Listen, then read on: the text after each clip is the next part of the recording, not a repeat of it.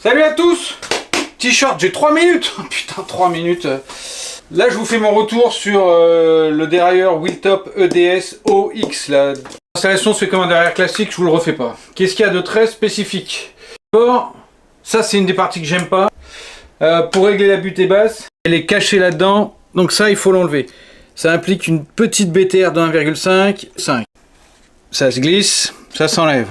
Et ensuite, c'est une BTR de 2 ici. Et c'est ça qui permet de régler la butée basse. Ta butée haute, elle est ici. Ça c'est, on ne peut plus classique. On ne change rien, tout va bien. Et ici, on a la vis de tension, c'est une BTR de 3. Fonctionnement aussi très classique. La seule précision qu'on te demande, c'est quand tu es sur le dernier pignon, le plus grand pignon, ton galet supérieur doit être éloigné de 8 mm à 1 cm par rapport au grand pignon. Pour charger, on a exactement la même prise que pour le 1, c'est une espèce de petite prise magnétique qui est cachée derrière un cache ici.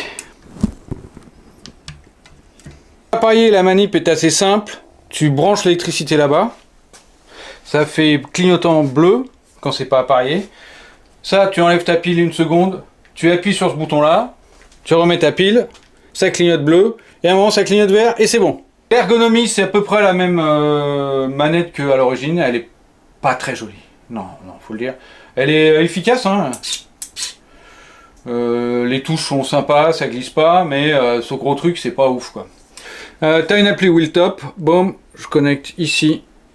La batterie, elle dure 1 milliard de temps. Hein. Tac, débogage de l'appareil, plein de manips différentes, hein. Passer de 3 vitesses à 14 vitesses. Chaque vitesse est identifiée par un numéro ici. Si je sens que j'ai du mal à monter, je peux passer de 175 à 180 par exemple. Prenez l'intérêt, c'est-à-dire que quand j'ai des cassettes, par exemple ici la Isortine, qui est un peu funky à régler, je peux vraiment avoir un truc réglé à la perfection. Donc là, c'est personnalisé. Si vous galérez, vous pouvez repartir à zéro. Récupération en un clic, il vous réinitialise tout et vous refaites vitesse par vitesse.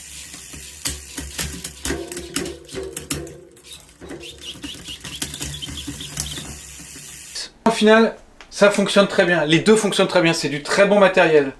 Mes points négatifs, cette batterie qu'on ne peut pas changer. Et un autre point négatif, vous n'oubliez pas que c'est un constructeur chinois qui n'a pas beaucoup de distributeurs en France, ni en Europe.